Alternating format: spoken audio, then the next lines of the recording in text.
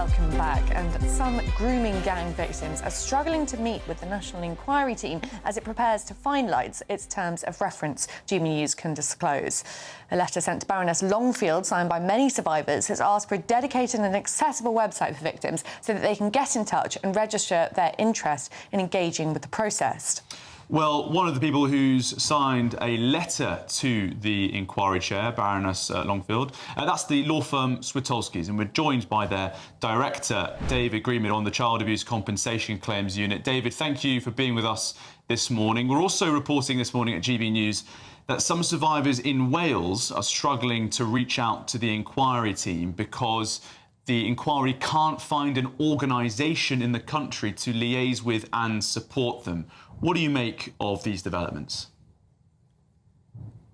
Yes, it's really difficult for some women to even get out into their own towns for fear of bumping into the people that abuse them. I spoke to many over the years who are really scared of going out and about into particular places in their own towns and their regions.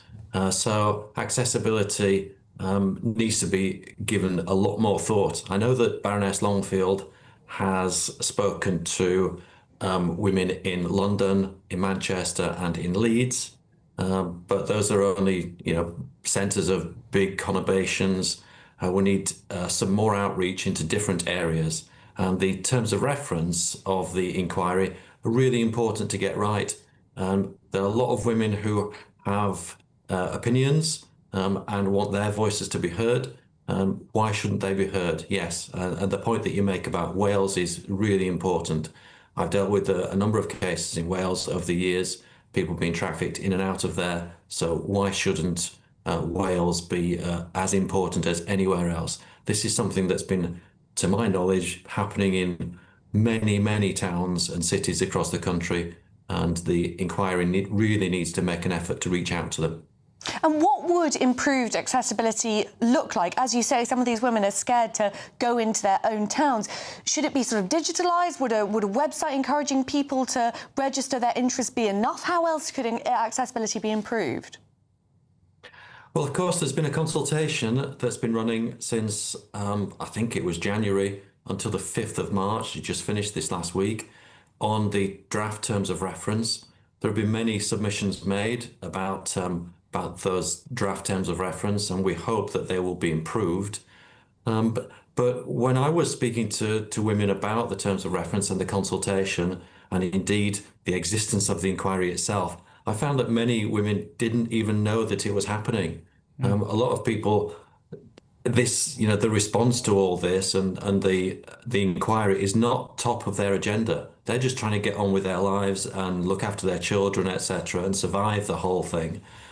So then there's obviously a difficulty with getting the knowledge of this out to women who are affected by it. So it definitely needs some thought as to how accessible it can be. Yes, it needs to be digital. Yes, there needs to be a website as well. But there needs to be some kind of public information campaign to get out there to the many thousands of women who have been affected by this. And overall, it needs to be, any digital website needs to be really, really simple to use, really simple to find, and it needs to allow women to have their voices in the inquiry. David, I understand that Baroness Longfield will be meeting with more survivors later this month. They've got to finalise that terms of reference by the end of the month. Do you think that consultation period should be extended? I've had the exact same experience as you, speaking to many victims and survivors who've supported our reporting at GB News over the last several years, saying that they did not know that their perspective was being sought by the inquiry on these terms of references. And separately as well, should the inquiry be looking at the link between offending and ethnicity, culture and religion? Definitely. The outreach to these women who just, some of them don't know about it. I'm repeating myself, but there really needs to be more outreach. And on this separate question of the link between ethnicity, culture, religion, and this type of offending, Well, it isn't in the terms of reference at the moment. Yeah. The terms of reference at the moment only address culture, religion, and ethnicity in terms of the responses of statutory agencies. And this is a conundrum that we've all grappled with since Rotherham broke in 2012.